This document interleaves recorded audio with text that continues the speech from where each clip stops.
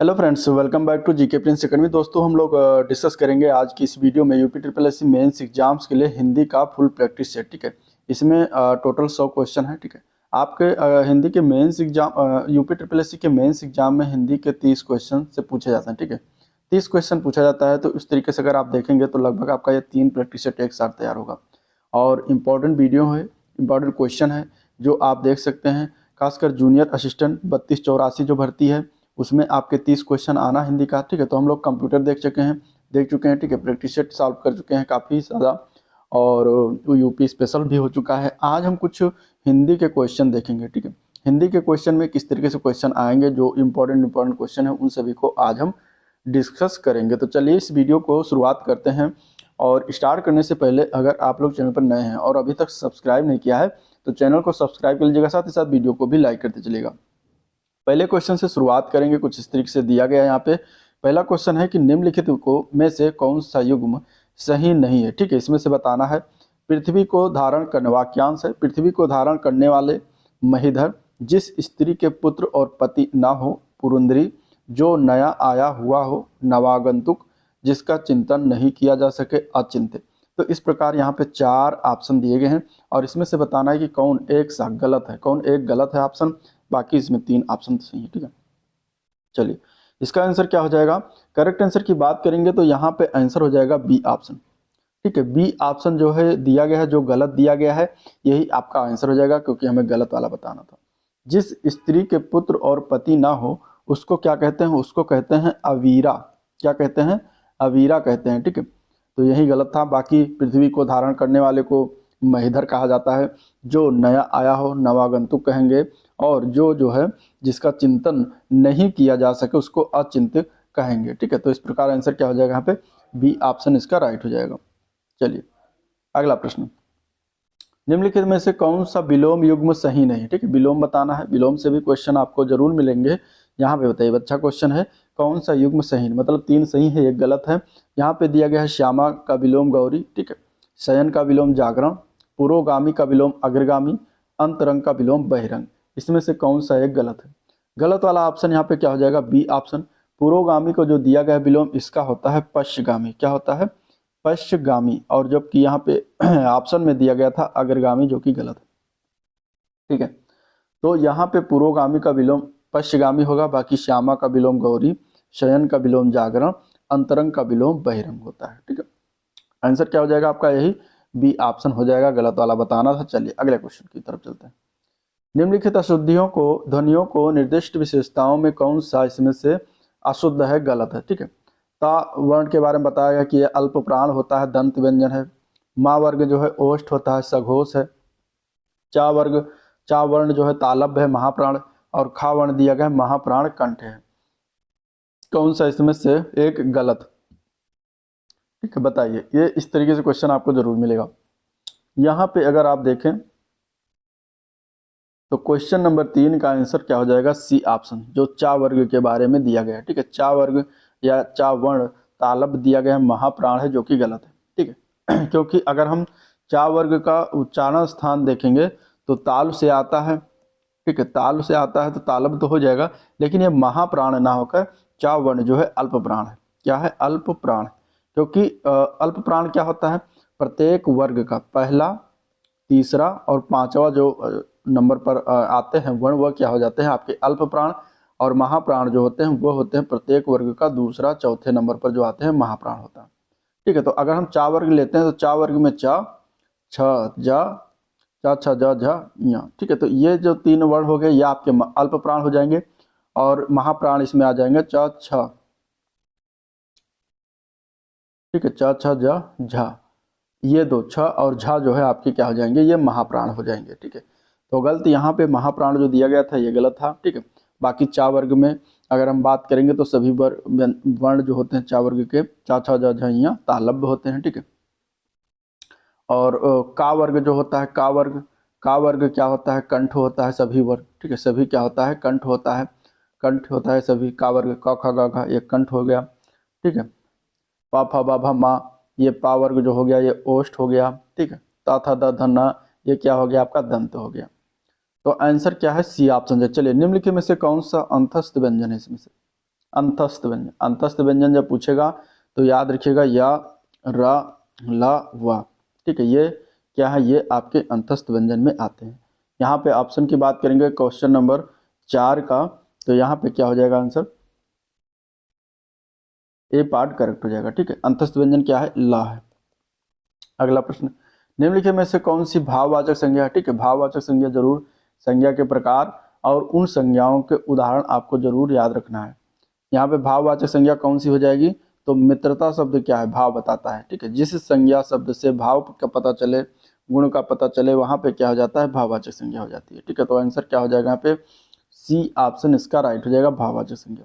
भारत किस प्रकार का संज्ञा हो जाएगा, तो भारत किसी देश का नाम जो होता है वो व्यक्तिवाचक संज्ञा में आ जाता है, ठीक है, व्यक्तिवाचक संज्ञा। ये जातिवाचक है दोनों। अगला प्रश्न, निम्नलिखित में से कौन सा बहुवचन है इनमें से, क्वेश्चन नंबर 6 का आंसर क्या हो जाएगा, बहुवचन क्या है। क्वेश्चन नंबर 6 में अगर हम देखेंगे तो सर्वनाम का बहुवचन यहाँ पे आप लोग हो जाएगा, ठीक है। आप लोग क्या है, एक बहुवचन सर्वनाम है, तो यहाँ पे आंसर सी ऑप्शन इसका राइट है। चलिए अगले क्वेश्चन की तरफ चलते हैं। निम्नलिखित में से कौन सा शब्द अहि का अनेकार्थी शब्द नहीं, ठीक है। अहि के अनेकार्थी होते हैं, यहाँ पे कौन एक मतलब नहीं होगा, ये बताना है। तो अहि का एक अर्थ सांप होता है, ठीक है। अहि का एक अर्थ जो होता है कष्ट होता है। अहि का एक अर्थ सूर भी होता है, लेकिन मंडल नहीं होता, तो यही आंसर हो जाएगा ए पार्ट। चलिए निम्नलिखित में से कौन सा सही नहीं है, अगले प्रश्न में बताना है सही कौन सा इसमें से नहीं है। पर्वत के ऊपर की समतल भूमि, पर्वत के ऊपर की समतल भूमि अधिकता कहलाती है, जिसकी उपमा ना हो अनुपम, जो आलोचन के योग्य हो आलोचक, जिसका जन्म बाद में हुआ हो अनुज। अब यहाँ पे जो है गलत कौन सा है, तो अगर हम देखें क्वेश्चन नंबर 8, ठीक है, तो क्वेश्चन नंबर 8 का क्या हो जाएगा, सी ऑप्शन गलत है। जो आलोचन के योग्य हो आलोचक जो लिखा गया है यह गलत है। आलोचन के योग्य को एक शब्द में कहते हैं आलोच, क्या कहते हैं, आलोच्य कहते हैं, तो ये इसका आंसर होना चाहिए, ठीक है। आलोचना करने वाला आलोचक हो जाएगा, तो आंसर क्या हो जाएगा यहाँ पे, सी ऑप्शन इसका राइट है। चलिए अगला प्रश्न, क्वेश्चन नंबर 9, निम्नलिखित में से कौन सा अनेकार्थी शब्द युग्म सही नहीं है इनमें से, ठीक है। जीव का एक अर्थ जीविका होता है, ठीक है। चंचला का एक अर्थ लक्ष्मी भी होता है। तुला का अगर एक अर्थ देखेंगे तो तुलना। दोष का निष्कलंक जो दिया गया है ये नहीं होता, ठीक है। तो आंसर क्या हो जाएगा, डी ऑप्शन। चलिए निम्नलिखित पर्यायवाची शब्दों का सही मिलान यहाँ पे करना है, ठीक है। दिया गया है महक, मिलन, मंजुल, मनोहर। अब यहाँ पे क्वेश्चन नंबर 10 में अगर हम देखें तो ये पंकिल, परिमल, विभा, कांति। अब इन चारों में से मतलब हमें बताना है कि सही मिलान मतलब कि जो आपके ऑप्शन में दिए गए हैं, जैसे कि ऑप्शन में क्या दिया गया है, ऑप्शन में दिया गया है 1 2 3 4, 2 3 4 1, 3 2 1 4, ठीक है, 4 1 2, 4 1 2 3, कौन सा इसमें से सही है, मतलब इस तरीके से मिलाना। विभा का क्या होगा, इस तरीके से, ठीक है। तो अगर हम यहाँ पे क्वेश्चन के नंबर 10 का क्या हो जाएगा, क्वेश्चन नंबर 10 का क्या है,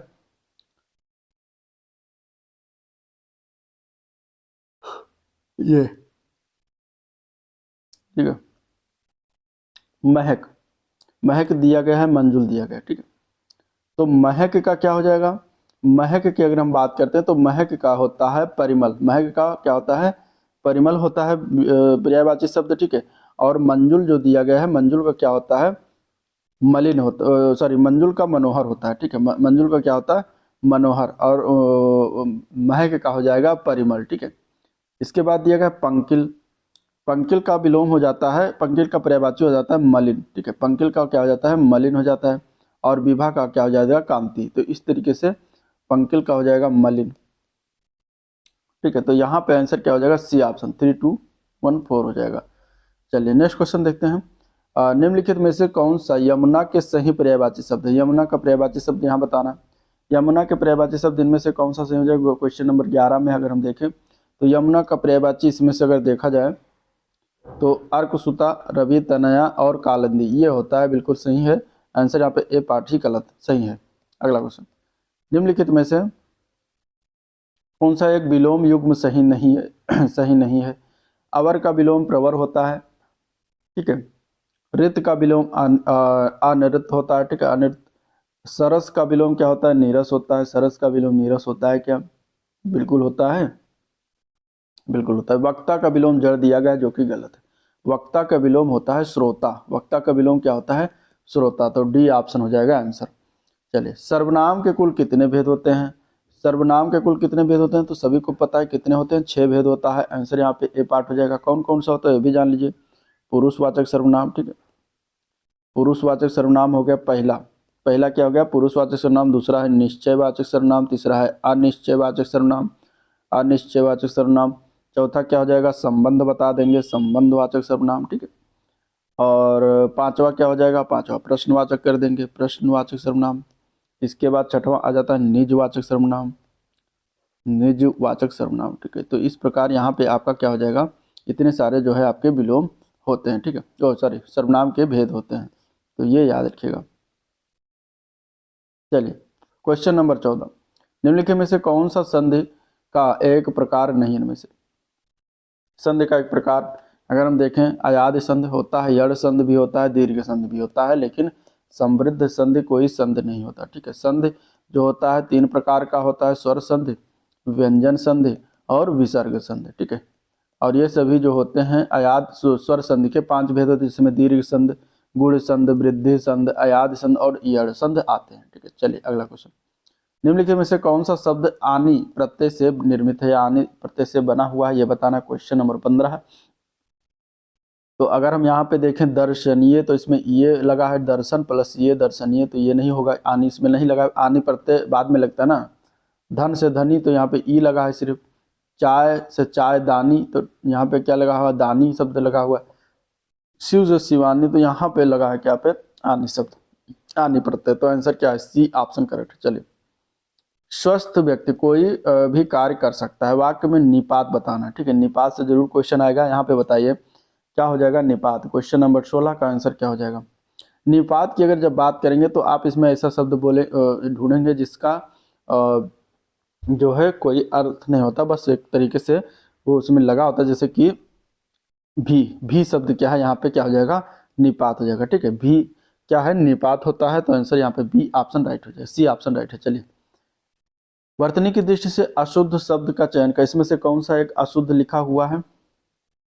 अशुद्ध कौन सा लिखा हुआ है? तो श्रीमती, दैहिक, लब्ध, प्रतिष्ठ, विधवत। अगर हम देखें तो यहाँ पे दैहिक शब्द गलत लिखा हुआ है। दैहिक शब्द इस तरीके से लिखा, दा पे ए के मात्रा होना चाहिए, पे दा पे यहाँ पे जबकि ए के मात्रा है, तो गलत हो जाएगा ए पार्ट। बाकी सारे सही हैं। अगला क्वेश्चन की तरफ चलते हैं। पुरुषोत्तम का विग्रह अगर हम बात करेंगे तो इसमें होता है पुरुषों में उत्तम, ठीक है। पुरुषोत्तम का विग्रह पुरुषों में उत्तम होगा। उपरोक्त समास में तत्पुरुष समास का कौन सा प्रकार है ये बताना, ठीक है। पुरुषोत्तम में बेसिकली तत्पुरुष समास होता है, लेकिन तत्पुरुष समास के अंतर्गत कौन सा तत्पुरुष समास है? और अगर हम इसका विग्रह करते हैं तो पुरुषों में उत्तम होता है। अब इसका तत्पुरुष समास बताइए कौन सा आएगा। क्वेश्चन नंबर 18, तो में लगा हुआ है, में किस कारक का जो होता है परसग होता है? तो पुरुषों में उत्तम, तो में होता है अधिकरण का, ठीक है। तो अधिकरण हो जाएगा यहाँ पे। कौन सा समास? अधिकरण तत्पुरुष समास हो जाएगा। आंसर ए पार्ट करेक्ट है। चलिए, क्वेश्चन नंबर 19, निम्नलिखित में से कौन सा शब्द स्त्रीलिंग नहीं है, ठीक है। स्त्रीलिंग शब्द की इसमें से पहचान करना है। क्वेश्चन नंबर 19 में अगर हम देखें, किस्सा दिया गया है, सलाह है, अदालत और दुनिया, ठीक है। तो किस्सा शब्द जो होता है ये स्त्रीलिंग नहीं होता, ये पुल्लिंग होता है। किस्सा शब्द क्या है? ये पुल्लिंग है। और बाकी अगर हम देखें, अदालत होती है, दुनिया होती है, सलाह लेती है दुनिया, तो सलाह यहाँ पे अगर हम देखें तो बेसिकली आपको क्या करना, अगर स्त्री पुल्लिंग और स्त्रीलिंग आपको पहचानना है तो आपको क्या करना, जो शब्द दिया शब्द से थोड़ा एक वाक्य बना लेना है आपको, ठीक है। जो कॉमन वाक्य हैं वो आप उस तरीके से बनाकर उसका आप जो है निकाल सकते हैं कि ये पुल्लिंग है या स्त्रीलिंग है, थोड़ा सा आइडिया उस तरीके से लग जाता है, ठीक है। तो यहाँ पे आंसर क्या है? ए पार्ट करेक्ट है, ठीक है। चलिए, आप कहते होंगे ना किस्सा सुना होगा किसी का, मतलब ये लोग नहीं कहते किस्सा सुनी होगी, सभी लोग कहते क्या? प्राय यही कहते हैं किस्सा सुना होगा, तो इसका मतलब क्या? ये पुल्लिंग हो जाएगा। चलिए, संकल्प में कौन सी संधि है? अगला क्वेश्चन, संकल्प में संधि बताना, संकल्प में संधि बताना है। इस ऑप्शन में कौन सी संधि है इस वाक्य, इस शब्द में? संकल्प का संधि विच्छेद अगर करते हैं तो क्या आ जाता है? सम प्लस कल्प, ठीक है, सम प्लस कल्प। अब यहाँ पे आप देख सकते हैं कि माँ का जो है समायोजित होकर अंक की बिंदी लग रही है यहाँ पे, ठीक है। तो और इस तरीके से जो है बन रहा है ये शब्द संकल्प। तो यहाँ पे आप क्या देख रहे हैं? यहाँ पे कौन सा संधि हो जाएगा? ये व्यंजन संधि का ये उदाहरण हो जाएगा, ठीक है। आंसर क्या है यहाँ पे? ए पार्ट करेक्ट है। चलिए, निम्नलिखित विकल्पों में से वर्तनी की दृष्टि से शुद्ध शब्द का बताना, इसमें से कौन सा शुद्ध लिखा हुआ है? वास्तविक क्या शुद्ध लिखा हुआ है? सांसारिक क्या शुद्ध लिखा है? निरपेक्ष अध्ययन। अगर हम यहाँ पे देखें तो वास्तविक अगर आप देख रहे हैं तो गलत लिखा, वास्तविक का शुद्ध रूप से किस तरीके लिखते हैं, इस प्रकार लिखते हैं वास्तविक, ठीक है।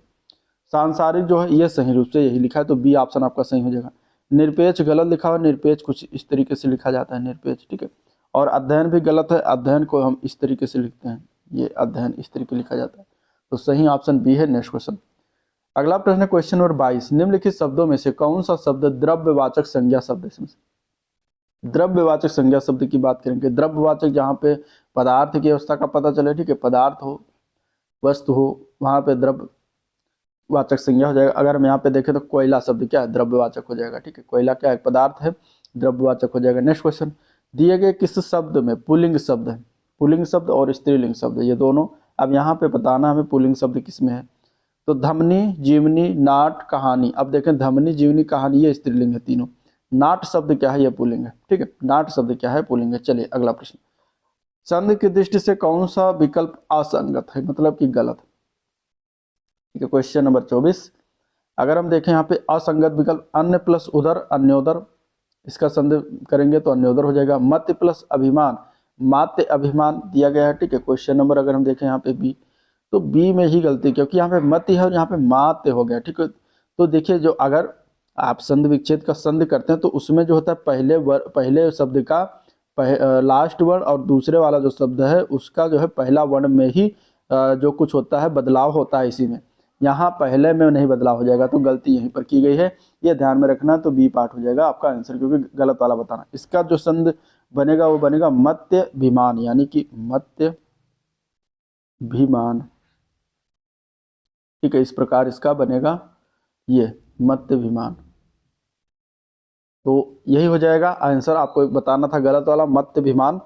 और प्रति प्लस इच्छा, प्रतीक्षा सही है। सची प्लस इंद्र, सचिंद्र भी सही है। चलिए अगला क्वेश्चन, जंगल में मोर नाचा किसने देखा, ये लोकोक्ति है, इसका जो है हमें अर्थ बताना है, उचित अर्थ क्या हो जाएगा। जंगल में मोर नाचा किसने देखा, ठीक है। ऊपर वाले वाक्य में अगर हम देखें तो यहाँ पे कौन सी संधि बन रही है ये भी जान लीजिए। अन्य प्लस उदर मिलकर अन्योदर हो रहा है, तो यहाँ पे किस प्रकार की संधि है, यड़ संधि है, ठीक है। मत्य प्लस अभिमान, मत्याभिमान हो रहा है, ठीक है। यहाँ पर भी क्या है, यड़ संधि। प्रति प्लस इच्छा, प्रतीक्षा हो रही है, यहाँ पे क्या है, दीर्घ संधि है, ठीक है, दीर्घ संधि, ठीक है। छोटी ई बड़ी ई मिलकर बड़ी ई बन जा रही है, तो दीर्घ संधि हो जाएगा। सची प्लस इंद्र, सचिंद्र हो रहे हैं, मतलब बड़ी ई और छोटी ई मिलकर सचिंद्र हो जाए, तो यहाँ पर भी दीर्घ संधि हो जाएगा। चलिए अगले क्वेश्चन की तरफ बढ़ेंगे। क्वेश्चन नंबर 25, जंगल में मोर नाचा किसने देखा, इस लोकोक्ति का अर्थ क्या होता है। तो इसका अर्थ क्या है, जंगल में मोर नाचा किसने देखा, अपनी वस्तु को महत्व न देना, गलत। पास की वस्तु दिखाई न देना, ये भी गलत है। जंगल में मोर नाचे किसी ने, ये भी तो बिल्कुल गलत है। गुण के प्रदर्शन के लिए उचित स्थान का चुनाव आवश्यक, ये बिल्कुल सही है, ठीक है। प्रत्येक दृष्टि से असंगत विकल्प हमें बताना है, ठीक है, गलत वाला विकल्प बताना। चर प्लस अन मिलाकर क्या चरण बन जाता है, बिल्कुल। सुच प्लस आलू सचालू, या प्लस अन यान, अस प्लस अत्र अस्त्र बन जाता है। अब यहाँ पर गलती कहाँ पर की गई है, क्वेश्चन नंबर 26 में अगर हम देखें तो यहाँ पे सुचालू जो दिया गया है, सुचालू, ये गलत है। सुच प्लस आलू सुचालू, सचालू दिया गया है ना, तो अब यहाँ लास्ट वाले में है परिवर्तन हो जाए, इन्होंने पहले में ही परिवर्तन यहाँ पे कर दिया, सा यहाँ पे शु है, यहाँ पे शा, तो इसलिए ये गलत जगह। सच प्लस आलू सचालू, यहाँ पे सा होना चाहिए था, इस तरीके अगर होता है तो ये सही हो जाता। तो असंगत यही है, बाकी सारे सही हैं। निम्नलिखित में से जिन स्वरों के उच्चारण में दीर्घ स्वरों से भी अधिक समय लगता है वह स्वर क्या कहलाते हैं, ठीक है। देखिए स्वर कितने प्रकार के होते हैं, तो एक तो पहला होता है ह्रस्व स्वर या लघु स्वर, दूसरा होता है दीर्घ स्वर, तीसरा होता है प्लुत स्वर, ठीक है। तो दीर्घ स्वरों के उच्चारण से भी अगर अधिक आपको समय लग रहा है तो वो चला जाएगा प्लुत स्वर में, ठीक है, प्लुत स्वर हो जाएगा आंसर, यहाँ पे सी ऑप्शन इसका करेक्ट है। चलिए प्रश्न 28 से रामचरितमानस का सबसे छोटा कांड कौन सा है। रामचरितमानस में टोटल कितने कांड हैं, तो रामचरितमानस में 7 कांड हैं, ठीक है। अब यहाँ पे अगर हम देखें 28 नंबर क्वेश्चन में, तो यहाँ पे कौन सा सबसे छोटा कांड हो जाएगा, तो किष्किंधा कांड जो है वो सबसे छोटा कांड है। और सबसे बड़ा कांड पूछा जाए तो कौन सा हो जाएगा, तो वो है बाल कांड, ठीक है। बाल कांड जो है सबसे बड़ा कांड है, किष्किंधा कांड जो है सबसे छोटा कांड है, ठीक है। कितने कांड है, तो 7 कांड है, जो कि नाम क्या है, तो पहला आता है बाल कांड, दूसरा अयोध्या कांड, तीसरा अरण्य कांड, चौथा है सुंदर कांड, पांचवा किष्किंधा कांड, छठवां है लंका कांड और 7वां क्या है उत्तर कांड, ठीक है, जिसमें बाल कांड सबसे बड़ा और किष्किंधा कांड सबसे छोटा। गागर में सागर भरना, इस मुहावरे का सही अर्थ क्या होगा? गागर में सागर भरने का मुहावरे का सही अर्थ होगा कि विस्तृत बात को संक्षिप्त में कहना, मतलब कोई बहुत बड़ी बात है उसको अगर संक्षेप में कह दे तो उसको लिए मुहावरा प्रयोग हो जाएगा गागर में सागर भरना। तो आंसर यहाँ पे बी ऑप्शन राइट है। चलिए, दिए गए युग्म का शब्द युग्म का अर्थ ज्ञात करना है, और अर्थ किसका ज्ञात करना है? आपके सामने यहाँ पे दिया गया है अम्ब और अम्ब, दोनों शब्द युग्म है अम्ब और अम्ब, इनका हमें बताना है क्या अर्थ हो जाएगा। ठीक है, तो पहला जो अम्ब लिखा है इसका अर्थ होता है माता, और दूसरा जो अम्ब लिखा है इसका अर्थ क्या हो जाएगा? जल। तो यहाँ पे माता और जल इसका राइट आंसर है, बी ऑप्शन करेक्ट है। ठीक है, अब क्वेश्चन 31 से लेकर 35 तक आपके ये गद्यांश दिया गया और गद्यांश से क्वेश्चन पूछा गया। ठीक है, तो गद्यांश आप वीडियो पॉज करके पढ़ लीजिएगा। हम चलते हैं क्वेश्चन की तरफ। क्वेश्चन है गद्यांश से पहला कि गद्यांश के अनुसार 2050 तक पानी का सबसे बड़ा संकट आने वाला है और किस देश में आएगा, ये गद्यांश में दिया गया है। तो गद्यांश को जब आप पढ़ेंगे तो आपको पता चलेगा ये भारत में आने वाला है। आंसर यहाँ पे डी ऑप्शन राइट हो जाएगा। अल नीनो का प्रभाव पड़ता है किस पर पड़ता है? गद्यांश के अनुसार ये मानसून पर पड़ता है। आंसर यहाँ पे ए पार्ट राइट हो जाएगा। भारत की नदियों में जल कम होता जा रहा है, इसका क्या कारण है? गद्यांश के अनुसार अगर आप देखेंगे तो ग्लेशियरों का तेजी से पिघलना जो है इसका कारण बनता है। तो आंसर यहाँ पे डी ऑप्शन इसका राइट है। ठीक है, गंगा के किनारे बसे लोगों की आबादी लगभग कितनी है? तो गंगा के किनारे बसे लोगों की आबादी 40 करोड़ है। आंसर ये पार्ट हो जाएगा। ठीक है, नदियों का पानी धीरे धीरे कम होता जाएगा, वाक्य में रेखांकित पद क्या है? तो यहाँ पे अगर हम देखेंगे तो ये है क्रिया विशेषण। ठीक है, क्रिया की विशेषता बताने वाले को क्या कहेंगे? क्रिया विशेषण। तो आंसर ए पार्ट राइट है। चलिए, नागरी प्रचारणी सभा के संस्थापक कौन है? नागरी प्रचारणी सभा के संस्थापक हैं मेहता लज्जाराम। उनका नाम क्या है? मेहता लज्जाराम। और ये कहाँ पर स्थापना हुई थी इसकी? वाराणसी, ये भी ध्यान में रखिएगा। और ये इसकी स्थापना वाराणसी में कब हुई थी? तो 1893 ईस्वी में हुई थी, जब विवेकानंद शिकागो गए थे। ठीक है, ये कहाँ पर हुई थी? वाराणसी में हुई थी। ठीक है, श्याम सुंदर दास, राम नारायण मिश्र, शिव कुमार सिंह के प्रयासों से नागरी प्रचारणी सभा की वाराणसी में स्थापना हुई थी। ये तीनों क्या थे? इसके संस्थापक सदस्य थे। चलिए अगला प्रश्न, दिए गए विकल्पों में से कौन सा सही उत्तर है, इसमें से ये बताना था। ठीक है, तो अगर हम यहाँ पे देखें तो ये जो मेहता लज्जाराम है ये इससे कोई रिलेट नहीं करते। यहाँ पे शिव कुमार सिंह, ठीक है, राम नारायण मिश्र और श्याम सुंदर दास, ये तीनों ही थे। ठीक है, माफ करिएगा, इसका आंसर क्या हो जाएगा? ए सी। यहाँ पे इस तरीके बताना था। तो शिव कुमार सिंह, राम नारायण मिश्र और श्याम सुंदर दास ये तीनों नागरिक प्रचारणी सभा के क्या थे? संस्थापक थे। और 1893 में इन्होंने संस्थापना की थी। ठीक है, वाराणसी में इसकी स्थापना हुई थी। लज्जाराम और बालकेश मठ का इससे कोई लेना देना है। ठीक है, आंसर यहाँ पे बी ऑप्शन हो जाएगा। चलिए क्वेश्चन नंबर 37, पहला विश्व हिंदी सम्मेलन 10 जनवरी से 12 जनवरी 1975 तक कहाँ आयोजित किया गया था? तो ये हुआ था नागपुर में। नागपुर कहाँ पड़ता है? महाराष्ट्र में। महाराष्ट्र में। तो आंसर क्या हो जाएगा? बी ऑप्शन करेक्ट है। अगला प्रश्न, हजारी प्रसाद द्विवेदी का जन्म उत्तर प्रदेश के किस जिले में हुआ था? हजारी प्रसाद द्विवेदी का जन्म हुआ था प्रयागराज में। ठीक है, प्रयागराज में हुआ था। यहाँ पे आंसर ए पार्ट इसके लिए करेक्ट है। चलिए, हिंदी का प्रथम उपन्यास पूछा गया कौन सा है?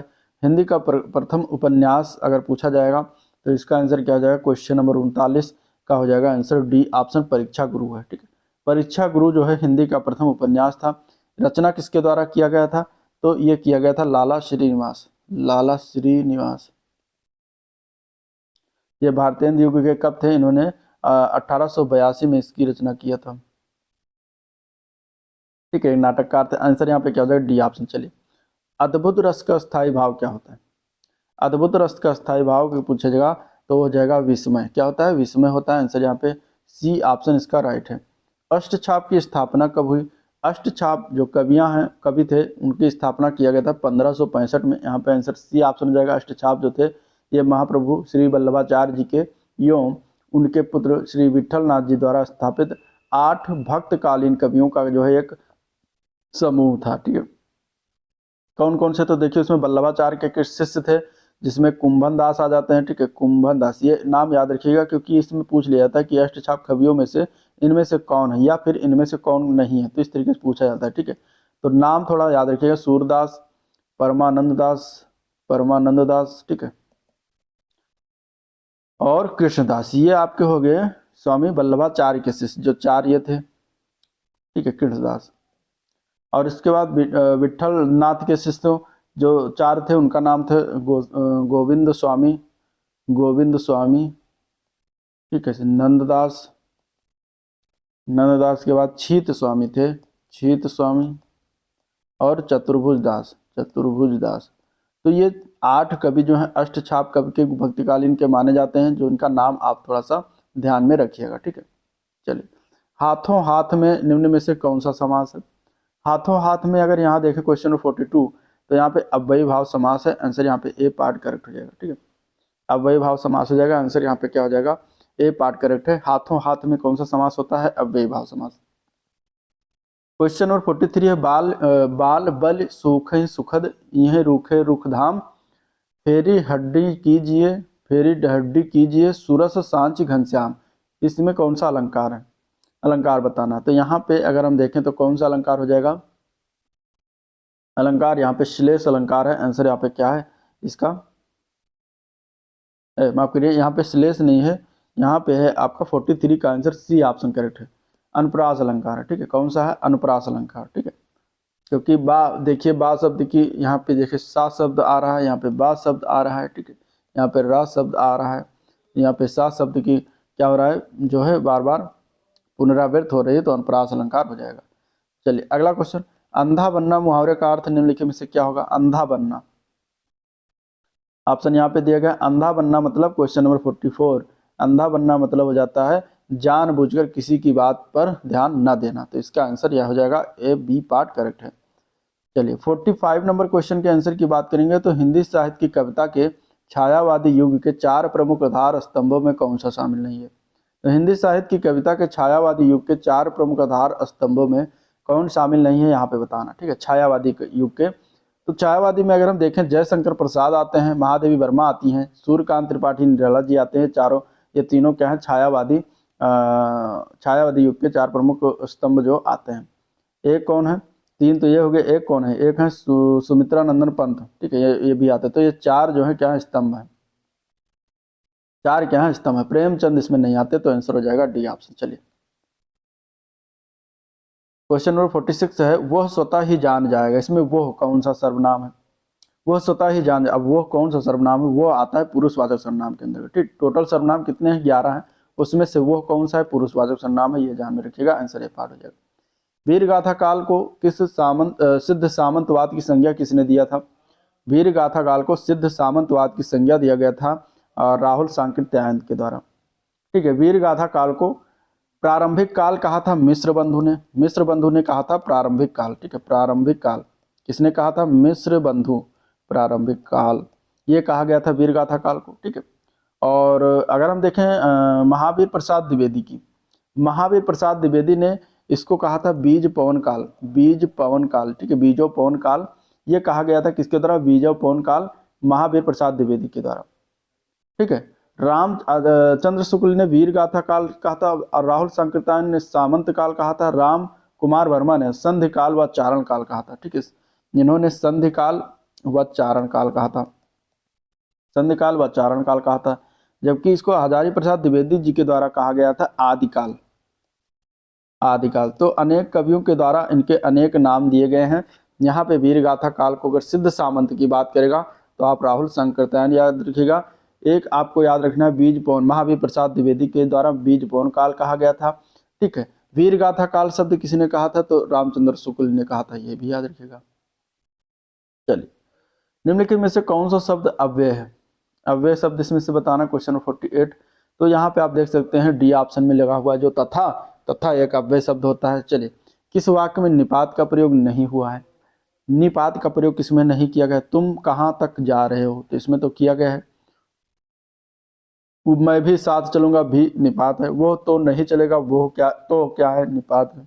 वो पढ़ाई कर रहा है, तो यहाँ पे डी ऑप्शन में आप देख सकते हैं निपात का प्रयोग नहीं हुआ, बाकी सभी में किया गया।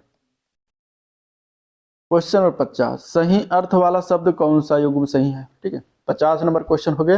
वीडियो को लाइक कर दिए, चैनल को सब्सक्राइब नहीं किया तो सब्सक्राइब कीजिए, ठीक है। और 50 क्वेश्चन करने हैं, इसके बाद वीडियो करते हैं एंड। चलिए 50 नंबर क्वेश्चन का कुल अगर देखें तो यहाँ पे क्या हो जाएगा? कौन सा अर्थ युग्म सही है? आकर और आकार, कुल और कुल। तो कुल का अर्थ होता है वंश, कुल का अर्थ होता है शीतल या किनारा, तो यहाँ पे ये आंसर हो जाएगा। अगर हम देखें 50 में तो ये जो है गलत दिखा है। कुल मतलब वंश नहीं, कुल अगर बात करेंगे तो कुल तो वंश होता है, कुल मतलब होता है शीतल, मतलब ठंडा नहीं होता, कुल का अर्थ होता है किनारा। ठीक है, तो ये गलत हो जाएगा, ये तो गलत है। सही क्या है? ए पार्ट सही है। ठीक है, ए पार्ट सही है। आकर मतलब खान और आकार मतलब आकृति, तो ये सही है। आंसर क्या हो जाएगा? ए पार्ट।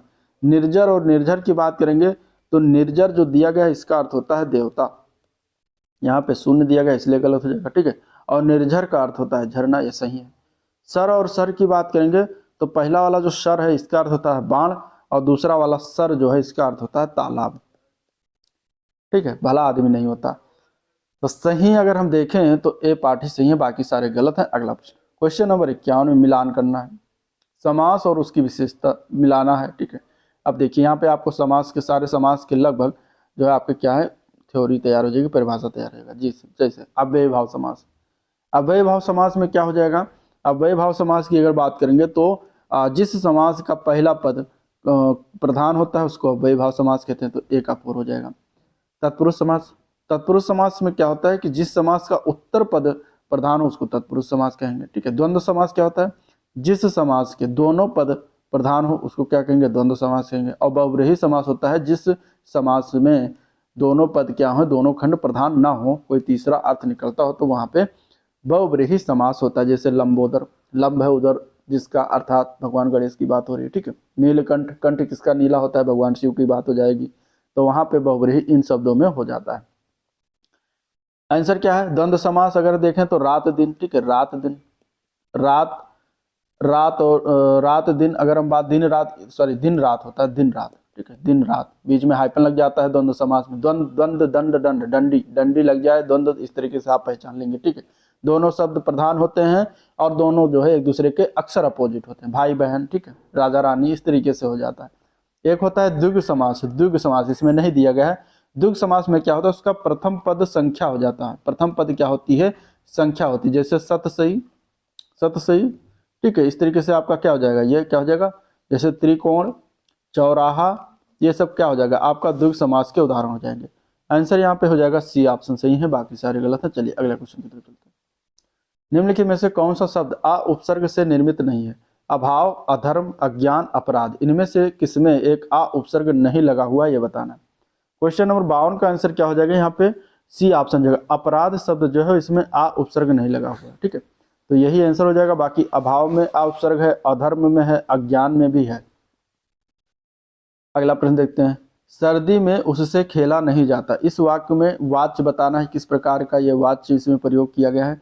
सर्दी में उससे खेला नहीं जाता, क्वेश्चन नंबर 53 में अगर हम देखें तो यहाँ पे क्या है? ये भाववाच्य का उदाहरण है। आंसर यहाँ पे ए पार्ट हो जाएगा। ठीक है, 3 प्रकार के वाच्य होते हैं, याद रखिए। पहला आ जाता है उसमें कृतवाच्य, दूसरा हो जाता है कर्मवाच्य, तीसरा आ जाता है भाववाच्य। ठीक है, जिस कृतवाच्य में क्या होता है? कर्ता की प्रधानता होती है। कर्मवाच्य में क्या होता है? कर्म का प्रधानता, और भाववाच्य में क्या होता है? उसमें भाव की प्रधानता होती है। ठीक है, तो इस प्रकार आंसर क्या है? ए पार्ट करेक्ट है, भाववाच्य, बाकी सारे गलत हैं। अगला प्रश्न, हिंदी प्रथम विश्व हिंदी सम्मेलन कहाँ पर हुआ था? प्रथम विश्व हिंदी सम्मेलन की जब बात करेंगे तो आंसर हो जाएगा बी ऑप्शन, ये नागपुर महाराष्ट्र में पड़ता है, जहाँ पे आपका प्रथम विश्व हिंदी सम्मेलन हुआ था। ठीक है, कब हुआ? 10 जनवरी 1975 को। डेट भी याद रखिएगा, प्रथम विश्व हिंदी सम्मेलन आयोजन किया गया था। इसलिए हर साल 10 जनवरी को हम क्या मनाते हैं? विश्व हिंदी दिवस मनाते हैं। जबकि राष्ट्रीय हिंदी दिवस पूछा जाएगा कब मनाया जाता है? राष्ट्रीय हिंदी दिवस मनाया जाता है हर वर्ष 14 सितंबर को। ठीक है, तो दोनों डेट में आपको कंफ्यूजन नहीं होगा। राष्ट्रीय पूछा जाएगा तो 14 सितंबर, विश्व हिंदी दिवस तो 10 जनवरी। चलिए, निष्कपट का संधि विच्छेद बताना। निष्कपट का संधि विच्छेद क्या हो जाएगा इनमें से सही? तो आंसर इसका ए पार्ट सही है। निह प्लस कपट जो होता है ये निष्कपट का संधि विच्छेद होता है। यहाँ पे आंसर क्या हो जाएगा? ए पार्ट सही हो जाएगा। ठीक है, किस प्रकार की संधि का उदाहरण? निह प्लस कपट। अब जहाँ पे आप ये 2 बिंदु दिख जाए वो विसर्ग संधि हो जाएगा, विसर्ग संधि का उदाहरण। चलिए अगला क्वेश्चन, निम्नलिखित में से उचित मिलान करना है, यहाँ पे बताना है कौन सा करेक्ट है। ठीक है, जिज्ञासु, जिज्ञासु को क्या कहेंगे? क्वेश्चन नंबर 56, जिज्ञासु जिसमें जानने की इच्छा हो, जिज्ञासु। ठीक है, परोक्ष जो आंखों के सामने हो, मतलब प्रत्यक्ष रूप से कह सकते हैं इसको, प्रत्यक्ष आंखों के सामने, सॉरी परोक्ष तो प्रत्यक्ष का क्या हो गया? विलोम हो गया। परोक्ष मतलब जो आंखों के सामने ना हो, प्रत्यक्ष मतलब जो आंखों के सामने हो रहा हो उसको हम कहेंगे प्रत्यक्ष। और परोक्ष क्या हो गया, जो आंखों के सामने ना हो, ठीक है। आसक्त, आसक्त क्या होता है, आसक्त मतलब कि जिसमें शक्ति ना हो। निशाचर मतलब जो रात में घूमता हो या रात में घूमने वाला। आंसर यहाँ पे सी ऑप्शन करेक्ट है। चलिए अगले क्वेश्चन की तरफ चलते हैं। निम्नलिखित में से सूर और सुर, ठीक है, सूर और सुर का शब्द युग्म अर्थ बताना है। पहले वाला सूर जो दिया गया इसका अर्थ क्या, क्वेश्चन नंबर 57। तो पहला वाला जो सूर है उसका अर्थ है देवता, दूसरा वाला जो सूर है उसका अर्थ है, पहला वाला सूर जो है उसका अर्थ है वीर, और दूसरा सूर है जो देवता से, ठीक है। इसी से बनता है असुर। असुर मतलब कि राक्षस, आ लगा देंगे तो असुर हो जाएगा और ये बन जाएगा राक्षस। आ उपसर्ग से इस तरीके से बनता है, ठीक है। तो वीर और देवता इसका राइट आंसर है, ए पार्ट करेक्ट। नारीश्वर का संधि विच्छेद करना है अगले प्रश्न में। नारीश्वर का संधि विच्छेद जब करेंगे तो क्या हो जाएगा यहाँ पे ऑप्शन, तो यहाँ पे आंसर सही, नारी प्लस ईश्वर, बड़ी ई मिलकर बड़ी ई बनता है, और ये किस संधि में होता है, तो दीर्घ संधि में, स्वर संधि में।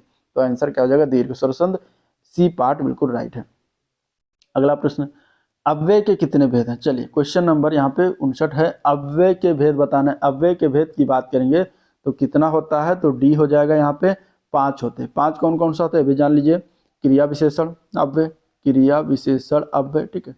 इसके अलावा संबंध बोधक अव्यय, संबंध बोधक अव्यय जो संबंध बताता हो, जिस अव्यय से आपको संबंध पता चलता हो वहां पे संबंध बोधक हो जाएगा। फिर आ जाता है समुच्चय बोधक, समुच्चय बोधक अव्यय, ठीक है, जहां से आपको समुच्चय का ध्यान हो, ठीक है, समूह का पता चले। फिर आ जाता है विस्मयादि बोधक अव्यय, विस्मयाद बोधक अव्यय हो जाता है, जहाँ पे आपके क्या हो जाएगा, एक्सक्लेमेटरी सेंटेंस का प्रयोग किया जाता है। फिर एक आ जाता है निपात अव्यय, ठीक है, निपात अव्यय, निपात भी क्या है, अव्यय का ही उदाहरण। तो आंसर क्या है यहाँ पे, 5 अव्यय है। अगला प्रश्न, निम्नलिखित में से कौन सा मुहावरा नहीं है। मुहावरा की बात करेंगे, तिल का ताड़ बनाना, आंखों में धूल झोंकना, नाच न जाने आंगन टेढ़ा, उल्टी गंगा बहाना। यहाँ पे मुहावरा कौन सा नहीं है, तो मुहावरा यहाँ पे क्या हो जाएगा, सी ऑप्शन जो दिया गया, नाच न जाने आंगन टेढ़ा, ये मुहावरा ना होकर ये क्या है, लोकोक्ति है। क्या है, लोकोक्ति है, ठीक है। तो ये लोकोक्ति है, बाकी सारे मुहावरा हैं, और जिसका अर्थ होता है किसी काम को करने में असमर्थ होने पर बहाना बनाना या किसी और पर दोष देना। नाच न जाने आंगन टेढ़ा, ठीक है। चलिए अगला क्वेश्चन, मैं घर जाता हूँ इस वाक्य में सहायक क्रिया कौन सी है। मैं घर जाता हूँ इस वाक्य में सहायक क्रिया, सहायक क्रिया जो ये हूँ लगा है, हूँ, ठीक है, ये हो जाता है सहायक क्रिया। आंसर क्या हो जाएगा यहाँ पे, सी ऑप्शन, हेल्पिंग वर्ब सहायक क्रिया यही होता है, इसी पार्ट करेक्ट है। चलिए मेन क्रिया जाना का हो गया, ठीक है। चलिए निम्नलिखित में से कौन सूची मिलान करना है। पद और समास दिया गया, क्वेश्चन नंबर 62। यहाँ पे देशभक्त में कौन सा समास है, ठीक है। आगे यहाँ पे और दिया गया देशभक्त, ये हो गया, ठीक है, ये हो गया आपके सामने ऑप्शन। तो देशभक्त में अगर हम बात करेंगे, यहाँ पे लिखा है देशभक्त, ठीक है, यहीं पर लिख देते हैं देशभक्त। यहाँ पे द्वंद्व समास लिखा हुआ था शायद, ये देशभक्त में समास की बात करेंगे तो देशभक्त में कौन सा समास हो जाएगा, देशभक्त में तत्पुरुष समास। देशभक्त में कौन सा समास है, तत्पुरुष समास है, ठीक है। और दोपहर, दोपहर, अब दोपहर में आप क्या दोपहर में दूसरा पहर, दूसरा पहर मतलब कि द्विगु हो जाएगा, संख्यावाचक हो जाएगा, ठीक है। और अगर हम देखें 62, तो बीड़ा पार में हो जाएगा आपका बहुव्रीहि समास। और शिव पार्वती की बात करेंगे तो शिव पार्वती में आपका द्वंद्व समास हो जाएगा। तो इस प्रकार आंसर क्या है, सी ऑप्शन सही है बिल्कुल। आंसर क्या हो जाएगा, सी ऑप्शन बिल्कुल सही है। चलिए अगले क्वेश्चन की तरफ बढ़ते हैं। निम्नलिखित में से मिलान करना है, 63 में भी मिलान करना है, ठीक है। शब्द संध दिया गया है, शब्द दिया गया और संधि बताना 63। अब यहाँ पे देखिए गणेश में कौन सा संधि है। गणेश में अगर हम संधि की बात करेंगे तो आंसर क्या हो जाएगा यहाँ पे, गणेश में जो है गुण संधि है, क्योंकि अगर आप गणेश का संधि विच्छेद करते हैं तो गण प्लस ईस बनता है, गण प्लस ईस, ये मिलाकर अब यहाँ पे छोटा आ और बड़ी ई मिलकर ए बनता है, और ये इस तरीके से अगर आ जाए ए ओ, ए और ओ बनता तो ये का किस में आ जाता है, गुण संधि में आ जाता है, ठीक है। तथापि अगर बात करेंगे हैं तथाप, तो तथाप में क्या हो जाएगा, दीर्घ संधि। क्यों, क्योंकि विच्छेद जब करेंगे तो आ जाएगा तथा प्लस अपि, यहाँ पे बड़ा आ और छोटा आ मिलकर बड़ा आ हो जा रहा है, तो इस प्रकार दीर्घ संधि हो जाएगा। प्रत्येक, प्रत्येक में कौन सा संधि है, तो प्रत्येक में अगर हम देखें तो यड़ संधि है, क्योंकि यहाँ इसका विच्छेद करें तो प्रति प्लस एक हो जाता है, यहाँ पे देखिए, और ये जो है छोटी ई और ए मिलकर या हो जाता है, ठीक है, तो प्रत्येक हो जाता है, इस प्रकार यड़ संधि। सदैव में वृद्ध संधि है, ठीक है, सदा प्लस अयो, सदैव वृद्ध संधि हो जाएगा। यहाँ पे आंसर क्या है, 62। का 63 का बी ऑप्शन बिल्कुल करेक्ट है। चलिए अगला क्वेश्चन, क्वेश्चन नंबर 64 है, लक्ष्मी के कौन से पर्यायवाची शब्द कौन नहीं है इनमें से? लक्ष्मी का पर्यायवाची शब्द इनमें से कौन सा नहीं? 64 नंबर क्वेश्चन, ठीक है। लक्ष्मी का पर्यायवाची की बात करेंगे तो यहाँ पे महाश्वेता, वागीश और हरप्रिया ये सभी हैं। इंदिरा शब्द जो होता है ये अगर हम बात करेंगे लक्ष्मी के कौन से पर्यायवाची नहीं है इनमें से, ठीक है। तो देखिए यहाँ पे दोबारा देख लेते हैं, लक्ष्मी का पर्यायवाची नहीं है और इस तरीके से हमें ऑप्शन में उत्तर सही चुन के बताना है इनमें से कौन सा नहीं होगा, नहीं कौन सा नहीं होगा। तो महाश्वेता और वागीश की बात करेंगे, दोनों सरस्वती के पर्यायवाची, ठीक है। सरस्वती, बी और डी किसके हैं? सरस्वती के पर्यायवाची हैं। और इंदिरा, हरिप्रिया, भार्गवी ये सभी लक्ष्मी के पर्यायवाची। तो बी डी केवल क्या है? सरस्वती के पर्यायवाची। तो आंसर हो जाएगा ए पार्ट करेक्ट। चलिए, निम्नलिखित में से कौन सा तत्सम तद्भव जोड़ी का सही विकल्प नहीं है? 65 का आंसर क्या हो जाएगा यहाँ पे?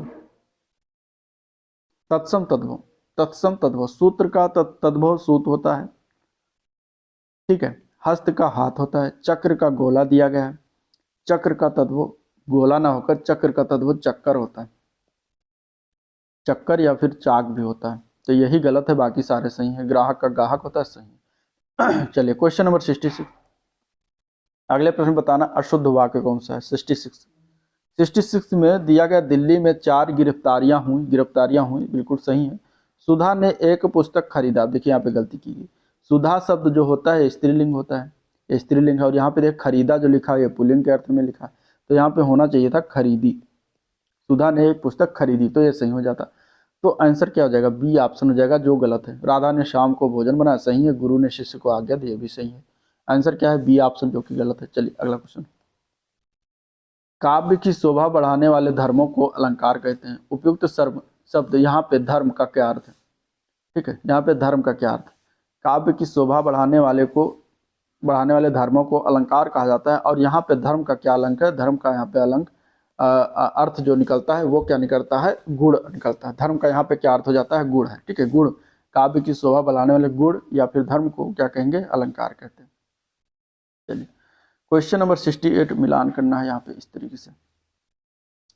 68 समास दिया गया, उसके विग्रह समास के साथ मिलान करना है। ऋण से युक्त कौन सा समास हो जाएगा? क्वेश्चन नंबर 68 में अगर हम देखें तो ऋण से युक्त ये हो जाता है आपका तत्पुरुष समास। मुख्य है जो मंत्री, इसमें कौन सा समास हो जाएगा? तो ये कर्मधारय समास हो जाएगा, ठीक है। मुख्य है जो मंत्री मतलब मुख्यमंत्री, कर्मधारय समास। मुख्यमंत्री कर्मधारय समास। विशेष विशेषण भी आ जाए, कर्मधारय हो जाता है। समय के अनुसार, तो समय अनुसार तो यहाँ पे अव्यय हो जाएगा। और सीता और राम दोनों जो है प्रधान है, द्वंद्व समास।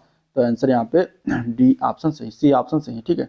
द्वंद्व समास में और, अथवा, या इन सभी से भी बनता है विग्रह करेंगे जब, तो आंसर सी ऑप्शन करेक्ट है। चलिए, माघ फागुन में पड़ने वाली ऋतु के लिए एक शब्द क्या है? माघ फागुन में पड़ने वाली जो ऋतु होती है उसको एक शब्द में क्या कहते हैं? तो शिशि कहते हैं। क्या कहते हैं? शिशि कहते हैं। आंसर ए पार्ट करेक्ट है। चलिए, दीप और द्वीप शब्द का उचित अर्थ बताना है। Question number 70। तो पहला वाला दीप है दिया होता है, दूसरा जो द्वीप है ये हाथी होता है, इसका अर्थ है। तो आंसर ए पार्ट करेक्ट हो जाएगा। अगला प्रश्न, वह लाचार है क्योंकि वह अंधा, इस वाक्य में कौन सा अव्यय है? अव्यय बताना, किस प्रकार का अव्यय है? तो यहाँ पे अगर देखें तो क्योंकि लगा हुआ, क्योंकि क्या बता रहा है? कारण बता रहा है। वो लाचार है क्यों? क्योंकि वो अंधा है। तो ये कारणवाचक में आ जाएगा। आंसर यहाँ पे डी ऑप्शन राइट है। निम्नलिखित में से किन शब्दों में आवट प्रत्यय लगा हुआ है? क्वेश्चन नंबर 72 का आंसर क्या हो जाएगा? यहाँ पे सी ऑप्शन है, घबराहट, ठीक है। यहाँ पे निम्नलिखित में से बताना है कौन सा शब्दों में आवट प्रत्यय लगा। हाँ, तो यहाँ पे अगर हम देखें आवट, तो इसमें लगा मिलावट में है, लिखावट में है, घबराहट में कहा। तो इस प्रकार यहाँ पे हमें छांटना था, ठीक है। तो सर्वाधिक उपयुक्त अगर चुने तो 72 का आंसर सी है, केवल ए और बी में लगा हुआ है। घबराहट नहीं होगा, यहाँ पे लिखावट और मिलावट में आवट लगा है ना, तो आंसर सी हो जाएगा। चलिए क्वेश्चन नंबर 73, चक्षुश्रवा के लिए खंड चुनकर लिखना है। उपयुक्त वाक्य खंड चुनकर लिखना है चक्षुश्रवा। 73 की बात करते हैं तो बी पार्ट हो जाएगा। चक्षु से जो श्रवण कार्य करता है उसको हम क्या कहते हैं? चक्षुश्रवा। चक्षु से जो श्रवण कार्य करता है अर्थात चक्षुश्रवा कहा जाता है, ठीक है। पैनी दृष्टि से देखने वाला, इसको एक तरीके से कह सकते हैं। जैसे सांप को चक्षुश्रवा कहते हैं। चलिए, मार्तंड, अर्क, अंशुमाली निम्नलिखित में से किसके पर्यायवाची हैं? मार्तंड, अर्क, अंशुमाली की अगर बात करते हैं, अब आपको ऑप्शन में देख लेते हैं यहाँ पे 74, ये इनमें से किसका पर्यायवाची होगा 74। 74 की अगर हम बात करेंगे तो सूर्य का हो जाएगा।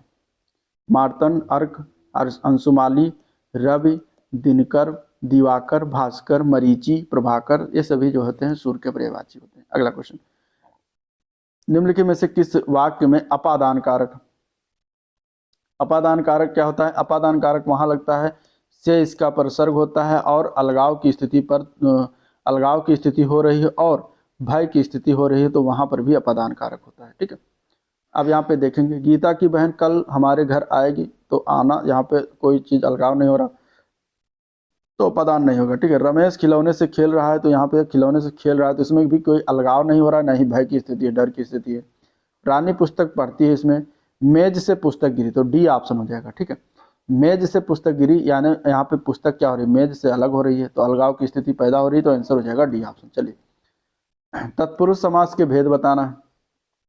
तत्पुरुष समास के इसमें से कौन सा भेद है? Question number 76। तो यहाँ पे अगर हम देखें तो तत्पुरुष समास का देखिए 6 भेद होता है। कितने प्रकार के? 6 भेद होता है। ठीक है, अब यहाँ पे अगर हम देखें तो संप्रदान समास होता है। ठीक है, संप्रदान तत्पुरुष होता है, अपादान तत्पुरुष भी होता है, अधिकरण भी होता है, इसमें समाहार और इतरेतर नहीं होता। तो इस प्रकार आंसर तो हो जाएगा ए ऑप्शन। ठीक है, 6 भेद कौन कौन से होता है? तो एक कर्म तत्पुरुष होता है, एक कारण तत्पुरुष होता है, एक संप्रदान हो गया। ठीक है, संप्रदान हो गया, और एक होता है अपादान तत्पुरुष, अपादान हो गया, और संबंध तत्पुरुष, संबंध तत्पुरुष, इसके बाद अधिकरण तत्पुरुष, अधिकरण। तो यही 6 प्रकार होते हैं जो आपके तत्पुरुष समास के भेद होते हैं। आंसर ए ऑप्शन सही है। अनेकार्थक शब्द मुद्रा का निम्नलिखित में से कौन सा एक अर्थ नहीं होगा? 76 का अगर हम आंसर की बात करेंगे, 77 का आंसर की बात करेंगे तो मुद्रा का सिक्का एक अर्थ होता है, अंगूठी भी होता है, मुद्रा का एक अर्थ मुहर भी होता है, क्षितिज नहीं होता, तो आंसर हो जाएगा सी ऑप्शन। ठीक है, क्षितिज। 78 की बात करेंगे तो सूची 1 को सूची 2 से मिलान करना है। शब्द और पर्यायवाची शब्द यहाँ पे सूर, व्याघ्र, सिंह, मोद, चारु, रम्य, आनंद, प्रभाकर। यहाँ पे कौन सा जो है आपका पर्यायवाची शब्द मिलान करना है? सूर का इसमें से कौन सा प्रभाकर? तो सूर का आप देख रहे हैं यहाँ पे अगर देखें तो ए का 4 हो जाएगा प्रभाकर। ठीक है, सिंह का इनमें से कौन सा है? तो सिंह का ये हो जाता है व्याघ्र। चारु दिया गया है और आनंद दिया गया है। ठीक है, इनमें से कौन सा हो जाएगा? चारु की अगर बात करते हैं तो मोद हो जाता है और आनंद का रम्य हो जाता है। तो इस प्रकार मिलान ये हो जाएगा बी ऑप्शन इसका राइट है। चलिए, निम्नलिखित में से कौन नि प्रत्यय युक्त शब्द है? नि प्रत्यय युक्त, नि किसमें प्रयुक्त किया गया है? Question number 79। तो कतरनी आप शब्द देख लें, यहाँ पे नि प्रत्यय का प्रयोग किया गया है, तो यही आंसर है, बाकी सारे गलत है। अगला प्रश्न, निम्नलिखित में से संज्ञा शब्द कौन से बने विशेषण है? संज्ञा से बने तो संज्ञा शब्द अंक, अंग से बनता अंकित, तो आंसर हो जाएगा बी ऑप्शन। ठीक है, अब नीचे दिए गए सर्वाधिक इसमें हमें बताना था कि उत्तर दिए अंक से अंकित ते बना हुआ है, और संज्ञा शब्द की अगर बात करें अर्थ से आर्थिक बन गया। ठीक है, लड़ से लड़ाकू, तो ये तो लड़ से लड़ाकू आपका हो जाएगा, क्या हो जाएगा? ये आपका क्रिया वाला, क्रिया से बना। ठीक है, क्रोध से क्रोधी, तो क्रोध भी क्या हो जाएगा? संज्ञा हो जाएगा। ठीक है, और तो इस तरीके से यहाँ पे अगर हम देखें, और इसके बाद 80 के अगर हम आंसर की बात करते हैं तो केवल बी और सी और डी में बना। ठीक है, बी, सी और डी, ये 3 शब्द जो ऐसे हैं जो संज्ञा से बन रहे हैं विशेषण, तो बी, सी, डी आंसर हो जाएगा। आंसर यहाँ पे बी ऑप्शन बिल्कुल राइट हो जाएगा। चलिए, निह प्लस इक्षण शब्द में बताना हमें संधि विच्छेद से बनने वाला शब्द कौन सा होगा? निह प्लस इक्षण 81 नंबर क्वेश्चन नंबर के देखेंगे तो ये एक तरीके से किस प्रकार की संधि में आता है? तो विसर्ग संधि है, और निरीक्षण इसका बनता है बी ऑप्शन। ठीक है, निरीक्षण क्या हो जाएगा? बी ऑप्शन सही। चलिए, निम्नलिखित में से शब्द यौगिक शब्द की पहचान करना है। यौगिक शब्द, ठीक है, बनाना यहाँ पे रूढ़ यौगिक और यौगिक ये सभी होते हैं, तो यौगिक शब्द यहाँ पे कौन सा हो जाएगा? यौगिक शब्द की अगर बात करते हैं यहाँ पे तो डी ऑप्शन है परम औषधि। परम औषधि क्या है? यौगिक शब्द है। परम प्लस औषधि शब्दों से संधि से बना है और इसके दोनों खंडों का अर्थ निकलता है, तो परम औषधि हो जाएगा। ठीक है, और बाकी मुरलीधर और पंकज ये दोनों शब्द जो है योग ऋण शब्द हैं, और ये पुस्तक जो है आपका रूढ़ शब्द है। अगला क्वेश्चन यहाँ पे बताना है, अगला प्रश्न मुहावरा और अर्थ। 83 में अगर हम देखें तो इस प्रकार यहाँ पे आंसर क्या हो जाएगा? 83। ठीक है, मुहावरा और अर्थ। हथेली पर सरसों जमाना। ठीक है, हथेली पर सरसों जमाना 83 के अगर हम आंसर की बात करेंगे तो हथेली पर सरसों जमाने का अर्थ क्या होता है? हथेली पर सरसों कहाँ जमता है? इसका मतलब आप ऐसे थोड़ा शाब्दिक अर्थ से जाएंगे तो कठिन और असंभव कार्य करना। ठीक है, तो ये पार्ट हो जाएगा ए का थर्ड। ठीक है, इसके बाद अंधों का हाथी होना मतलब कि अंधों का हाथी होना मतलब क्या होता है 83 में अगर हम देखें तो इसका मतलब पूरी बात न समझना। क्या हो जाएगा? पूरी बात न समझना मतलब अंधों की हाथी होना। अंडे का शहजादा होना मतलब कि अनुभवहीन व्यक्ति को अंडे का शहजादा। हाथी के आम होना और सॉरी आंधी के आम होना तो यानी कि सामयिक लाभ। ठीक है, आंधी में आम तो आंधी के आम सामयिक लाभ, तो आंसर यहाँ पे बी ऑप्शन इसका राइट है। चलिए 84 नंबर क्वेश्चन देखते हैं। निम्नलिखित में से बताना इनमें से परिवर्तन और परिवार में उपसर्ग। उपसर्ग जो होता है मूल शब्द के पहले लगता है, तो 84 में अगर हम देखें तो यहाँ पे परि उपसर्ग लगा है दोनों में, तो ए पार्ट करेक्ट हो जाएगा। निम्नलिखित शब्दों के क्रमशः पर्यायवाची शब्द बताना है। पार्वती का पर्यायवाची शब्द इसमें से देखें तो उमा हो जाता है। ठीक है, 85 यहाँ पे रुद्राणी भी हो जाता है, सुमन तो होगा नहीं। पुत्र का सुत, नंदन ये सही है, नंदन वाला। ठीक है, और पृथ्वी का अवनी सही, तो बी ऑप्शन यहाँ पे देख लेते हैं आंसर सही है। चले निम्नलिखित में से तद्भव शब्द कौन सा है? तत्सम तद्भव। तद्भव शब्द की बात करते हैं यहाँ पे कौन सा? 86 में अगर हम देखें तो नींद शब्द क्या होता है? तद्भव शब्द होता है। नींद का तत्सम क्या होता है? निद्रा। ठीक है, तो यहाँ पे तद्भव क्या हो जाएगा? डी ऑप्शन हो जाएगा। अगला प्रश्न, निम्नलिखित तथ्यों में से बताना है काल क्रमानुसार लिखना है। ठीक है, आचार्य रामचंद्र शुक्ल ने हिंदी साहित्य का इतिहास लिखा, फिर तुलसीदास ने क्या रामचरितमानस लिखी, फिर अज्ञेय के द्वारा तार सप्तक, या फिर जयशंकर प्रसाद ने कामायनी की रचना की। अब इसमें सबसे पहले कौन रचना हुई ये बताना। 86 में अगर देखें तो तुलसीदास ने सबसे पहले रामचरितमानस की रचना की थी 16वीं शताब्दी के आसपास। 16वीं शताब्दी में इन्होंने किया था इसकी रचना तुलसीदास ने। इसके बाद फिर क्या आया?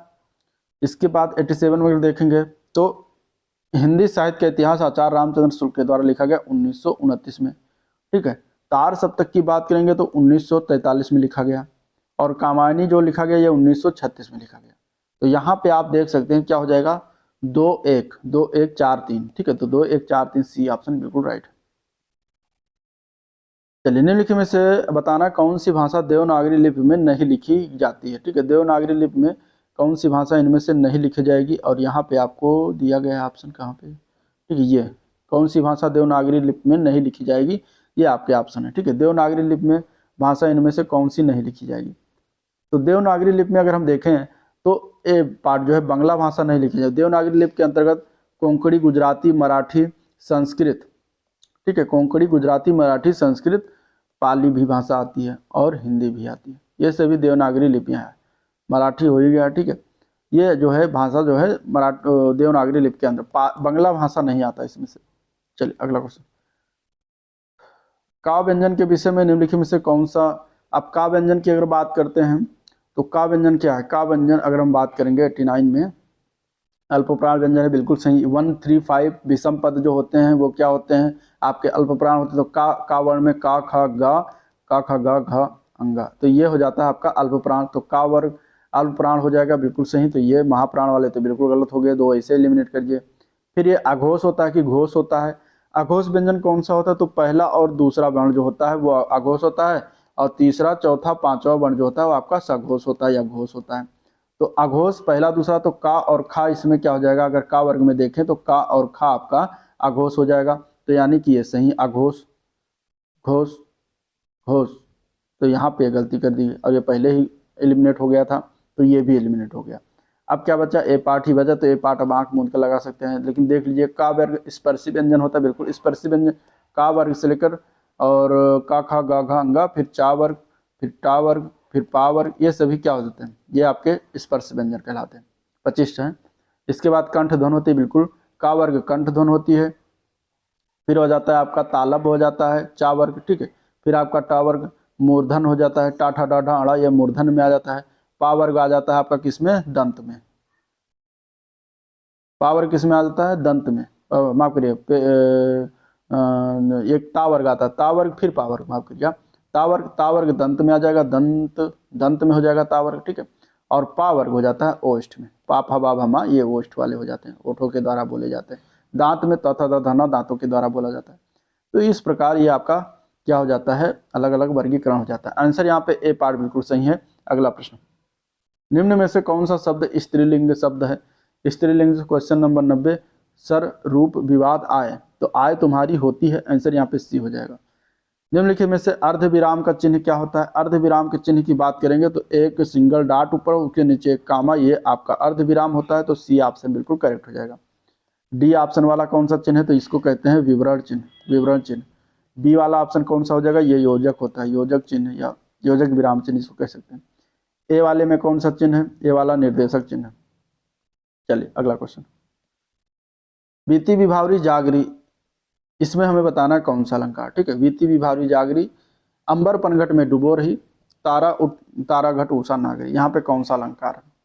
तो यहाँ पे अगर आप देखें तो उपमा अलंकार है। ठीक है, यहाँ पे उपमा दिया रहा जा रहा है, माफ करिएगा उपमा नहीं होगा यहाँ पे, 92 उपमा नहीं होगा। बीती विभावरी जागरी, अंबर पनघट में डुबो रही, तारा घट उषा नागरी।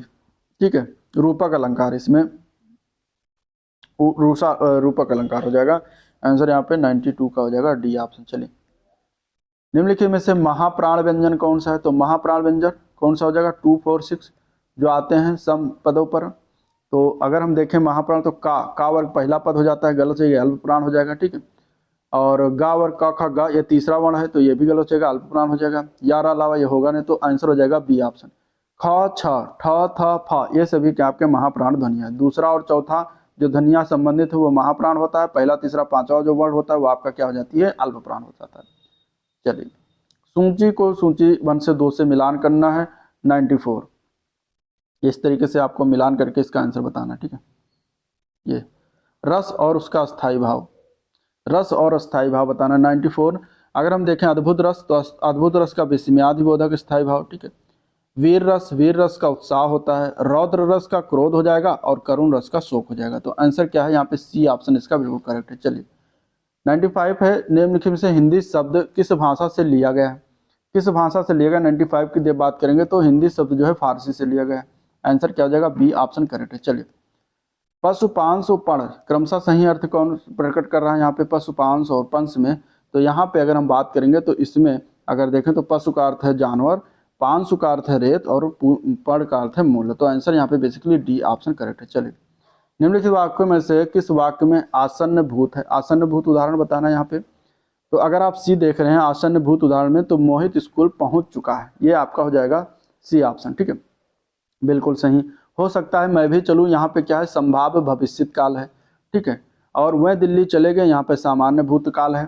शिक्षक पढ़ा रहे होंगे, ये भी आपका संदिग्ध वर्तमान काल है। शिक्षक पढ़ा रहे हैं मतलब पढ़ा रहे होंगे मतलब कार्य हो रहा है कि नहीं हो रहा है, खत्म हो गया है, ये किसके बारे में कोई जानकारी, इसलिए संदिग्ध वर्तमान काल हो जाएगा। चलिए, ज्ञानपीठ पुरस्कार किस भाषा से संबंधित है। तो ज्ञानपीठ पुरस्कार की बात करें, संविधान की 8वीं अनुसूची में जो भाषाएं दी गई हैं 22 भाषाओं का उल्लेख है, और एक और जोड़ दीजिए अंग्रेजी। ठीक है, तो ज्ञानपीठ पुरस्कार ये सी पार्ट हो जाएगा इसका राइट आंसर। चलिए, छोटी ई बड़ी छोटाऊ बड़ाऊ किस प्रकार के स्वर हैं, तो ये चारों स्वर जो होते हैं ये आपके समृद्ध स्वर के उदाहरण। आंसर यहाँ पे डी ऑप्शन इसका बिल्कुल करेक्ट हो जाएगा। चलिए, शब्द की दृष्टि से अनुचित युग्म यहाँ बताना है, बद नेक विस्तृत का संक्षिप्त और मधुर का कटु। दुष्चरित का निश्चित ये गलत हो जाता है। ठीक है, दुष्चरित का विलोम सच्चरित होता है, सच्चरित। ठीक है, तो ये आपका विलोम होगा इसका, तो आंसर भी हो जाएगा, गलत वाला बताना था। ठीक है, तो ये था ओवरऑल वीडियो 100 क्वेश्चन जिसको हम लोगों ने देखा। वीडियो पसंद आया तो लाइक करिए, चैनल को सब्सक्राइब नहीं किया सब्सक्राइब कीजिएगा, साथ ही साथ वीडियो को शेयर भी कीजिए। ठीक है, इसका प्रैक्टिस सेट नंबर 2 हम लेकर आएंगे जल्द ही, जिसमें आपको 100 प्रश्न और मिलने वाले हैं। ठीक है, तो टोटल 200 क्वेश्चन, और आप लोग कमेंट करके बताइए किस तरीके से आपको कैसा वीडियो लगा। ठीक है, चलिए वीडियो एंड करते हैं, मिलते हैं नेक्स्ट वीडियो में, तब तक के लिए थैंक यू।